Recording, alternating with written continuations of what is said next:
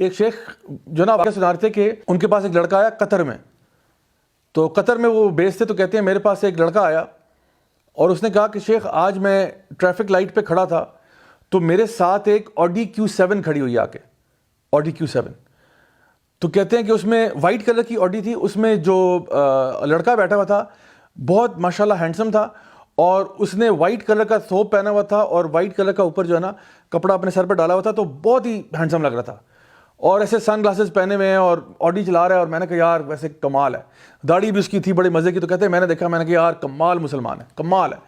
کہتے ہیں میں ابھی یہ سوچ ہی رہا تھا کہ اس کی گاڑی آگے گئی اور آگے سے ایک اور گاڑی، مطلب اس نے سگنل کھلا ہے، اس نے گاڑی چلائی ہے، ایک اور گاڑی والا ہے، اس کی گاڑی کو ٹکر مار گیا، کہتے ہیں گاڑی کا ستیہ ناش ہو گیا، پتہ نہیں وہ بھی بیچارہ زخمی ہوا۔ کہتے ہیں کہ تو یہ کیا تھا، کیا یہ بری نظر تھی؟ انہوں نے کہا یہ یقیناً بری نظر تھی، کیونکہ کیا تم نے اس کو یہ کہا تھا ماشاءاللہ، یا کوئی تم نے کہا تھا اللہم بارک لہو، کوئی چیز؟ کہتے ہیں میں نے کوئی دعا نہیں پڑھی۔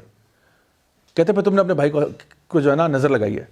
تو کبھی کبھار ایسا ہوتا ہے کہ حسد نہیں ہوتا، انسان تعریف کر رہا ہوتا ہے کہ کمال ہے کمال ہے، لیکن کمال ہے کے بعد کوئی اللہ تعالیٰ کی طرف نسبت ہی نہیں ہے۔ نبی کریم صلی اللہ علیہ وسلم کی حدیث ہے صحیح مسلم کی، جہاں پہ آپ نے فرمایا کہ العین حق، کہ جو آئے ہے، جو ایول آئے ہے وہ سچ ہے، اور آپ نے فرمایا کہ اگر کوئی چیز اللہ تعالیٰ کی تقدیر کو اوورٹیک کر سکتی تو وہ ایول آئے ہوتی، یعنی کہ کوئی چیز اللہ تعالیٰ کی ویسے تقدیر کو اوورٹیک نہیں کر سکتی، لیکن آپ نے فرمایا اگر کوئی چیز کر سکتی تو وہ بری نظر ہوتی، کہ بری نظر جو ہے وہ اللہ تعالیٰ کی تقدیر کو اوورٹیک کر لیتی۔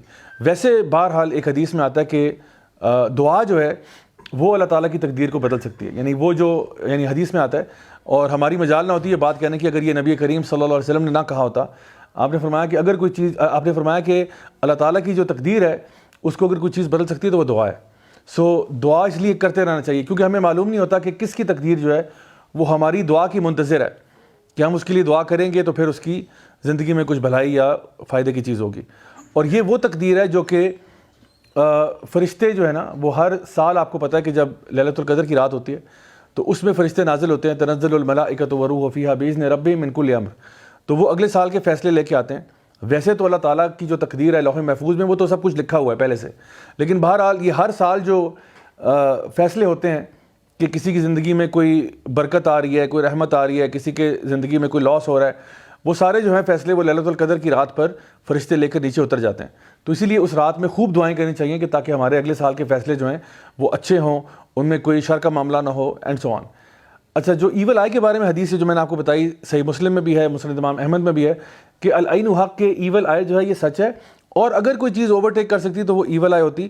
اور آپ نے پھر اس کا کیور کے معاملے میں یہ بتایا کہ پھر تمہیں یعنی نہانا چاہیے اگر آپ اس ایول آئے سے بچنا چاہتے ہیں، یعنی وہ غسل کا پانی جو ہے، میں آگے جا کے بتاؤں گا کہ وہ کیور کیا ہے، کہ غسل کا پانی جو ہے یا وضو کا پانی جو ہے وہ استعمال کیا جاتا ہے نہانے کے لیے۔ اچھا، ایول آئے کا جو کانسیپٹ ہے بری نظر کا، یہ صرف عرب میں نہیں بلکہ اور بھی ممالک میں آج تک پایا جاتا ہے۔ چائنا کے اندر بھی وہ ایول آئے کے بارے میں بات کرتے ہیں، باقی دیگر ممالک میں بھی کرتے ہیں، اور کئی جگہوں پہ انہوں نے اپنی طرف سے کچھ اس کو ریپیل کرنے کے لیے، ایول آئے کو دور کرنے کے لیے کچھ میکینزمز ڈیزائن کیے ہیں۔ جیسے چائنیز کلچر کے اندر فار ایگزامپل وہ اپنے گھروں کے اندر شیشے اس اینگل پہ لگاتے ہیں کہ اگر کوئی ایول آئے آ بھی جائے تو وہ شیشوں سے ریفلیکٹ ہو کے باہر نکل جائے۔ اب یہ ان کی سوچ ہے، وہ جیسے کرنا چاہیں، لیکن بہرحال ہمیں یہ پتہ کہ شیشے لگانے سے یا اس طرح سے کوئی ایول آئے ریپیل نہیں ہوگی، نہ ہی وہ کچھ اور قسم کے ایمولیٹس ٹانگنے سے یا چیزیں باندھنے سے ایول آئے ریپیل ہوتی ہے۔ ایول آئے کو ریپیل کرنے کا طریقہ جو ہے وہ کچھ دعائیں، کچھ اذکار ہیں، اور پھر اگر آپ کو پتہ چل جائے کہ بری نظر کس کی لگی ہے تو اس کے وضو کا یا غسل کا پانی جو ہے وہ اس بندے کے اوپر انڈھیلنا چاہیے۔ سو اصل چیز جو ہے نا وہ تو یہ ہے کہ وضو کا پانی کسی کا استعمال کیا جائے یا غسل کا پانی استعمال کیا جائے، لیکن مسئلہ یہ کہ ہمیں کیا پتہ نظر کس کی لگی ہے، عام طور پہ یہ ہوتا ہے۔ تو اگر کسی کو شک ہو، ویسے یہ ہمارے علماء بھی اس کے بارے میں کہتے ہیں کہ اگر کوئی شخص آپ سے آپ کے وضو کا پانی مانگ لے تو آپ کو دے دینا چاہیے، اور آپ کو مائنڈ نہیں کرنا چاہیے کہ بھئی کیا تمہیں کیا لگتا ہے میں نے نظر لگائی ہے تمہیں، بجائے کہ آگے سے یہ جواب دیں۔ تو کوئی اگر مانگ رہے، ہو سکتا ہے اس کو لگتا ہو کہ بھئی آپ بھی دے دیں، آپ بھی دے دیں، آپ بھی دے دیں۔ 3-4 ہی تو لوگ تھے، میں اس محفل میں آیا، اس کے بعد میں کلیپس کر گیا مجھے، اور بہت یعنی سڈنلی کچھ ہوتا ہے، ایسا نہیں کہ یعنی آرام سے جو ہے نا بندہ خراب ہوا ہے، ایسا نہیں ہے۔ اگر آرام سے گریجول پروسیس کے ذریعے ہوا ہے تو وہ کوئی بھی نیچرل فینومینا ہو سکتا ہے، لیکن ایول آئے کے جو اثرات ہوتے ہیں وہ ایک دم سے ڈکلائن جسے کہتے ہیں نا، وہ نشانی ہوتی ہے کہ یہ بہرحال ایول آئے کا کوئی اثر ہے کسی انسان کے اوپر، کہ سب کچھ ٹھیک جا رہا ہے، سب کچھ نارمل ہے، ایک دم سے سم تھنگ گوز رانگ، ایک دم سے کچھ حالات ایسے خراب ہوئے ہیں کہ آپ کو سمجھ نہیں آ رہی کہ بھئی ایسا ہوا کیسے۔ تو اس کے لیے اب پریکاشنری کچھ چیزیں ایسی ہیں جو کہ ایول آئی ہونے سے پہلے انسان کر سکتا ہے, کچھ ایسی ہیں جو ایول آئی ہونے کے بعد کر سکتا ہے. بعد والی تو میں نے آپ کو بتا دی کہ انسان غسل کا پانی لے لے, وضو کا پانی لے لے.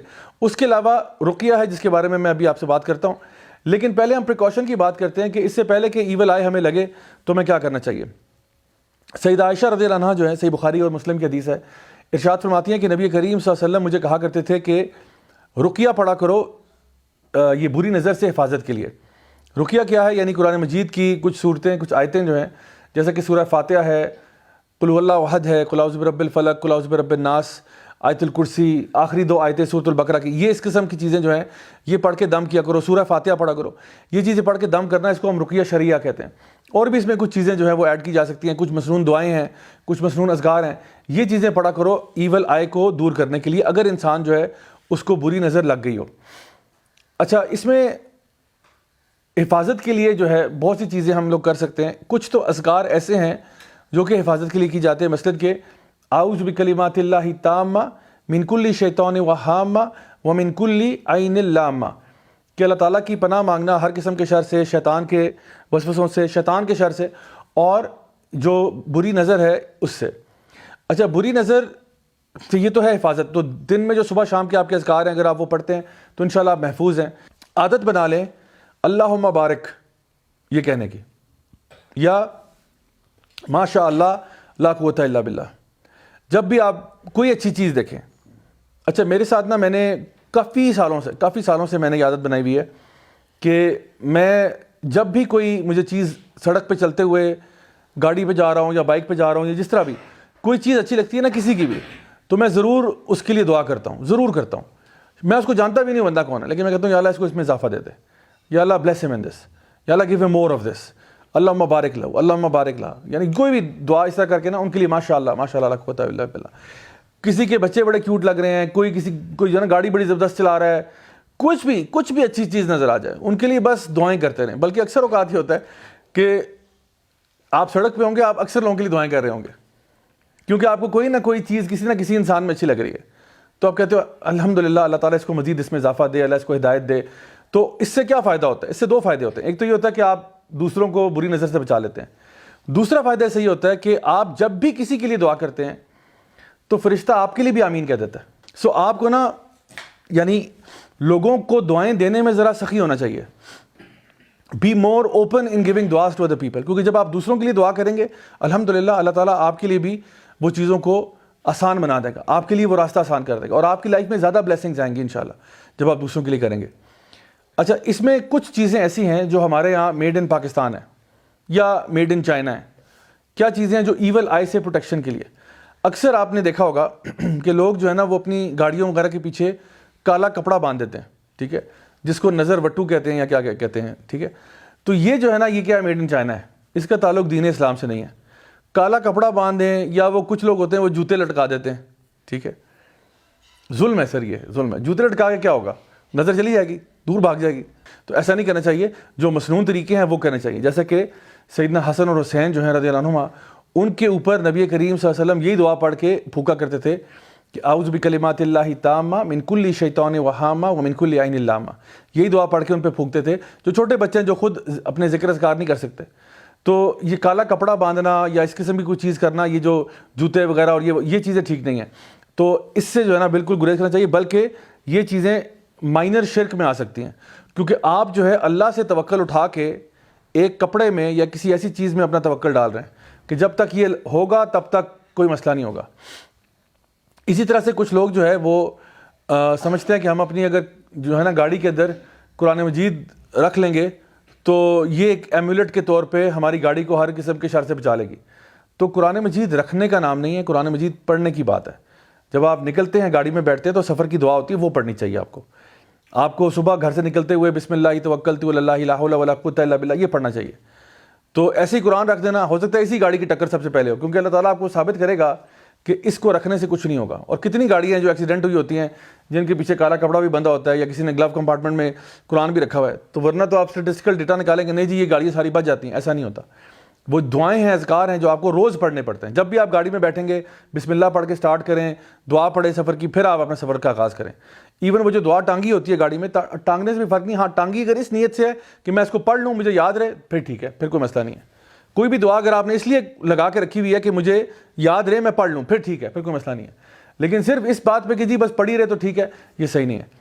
ایسے ہی کئی لوگ جو ہے وہ تعویذ جو ہے یا بچوں کو پہنا دیتے ہیں، یا خود پہن لیتے ہیں، یا گاڑی میں ٹانگ دیتے ہیں، یا کوئی بھی اس قسم کی اور چیز کرتے ہیں. تو نبی کریم صلی اللہ علیہ وسلم کی حدیث ہے مسند امام احمد کی، جہاں پہ آپ نے فرمایا کہ تعویذ کا پہننا جو ہے، ایمولیٹس کا پہننا، یہ شرک ہے. کہنے کا مقصد یہ ہے کہ اس میں بعض علماء نے کہا کہ ٹھیک ہے اگر تعویذ میں قرآن لکھا ہو تو شاید کوئی گنجائش بنتی ہے، لیکن بہرحال میں سمجھتا ہوں کیونکہ میں نے ہنڈریڈز اینڈ ہنڈریڈز آف تعویذ کھولے ہوئے ہیں، تو میں یہ کام کہہ سکتا ہوں کہ مطلب جتنے بھی تعویذ آج تک میں نے کھولے ہیں ان میں سے کوئی خیر کی چیز تو نہیں نکلی. اکثر وہ جادوئی قسم کے تعویذ ہوتے ہیں جن پہ وہ زائچے بنے ہوتے ہیں، نمبرز لکھے ہوتے ہیں، یا پھر کوئی دین کی بے حرمتی کی ہوتی ہے اور وہ تعویذ ہوتے ہیں.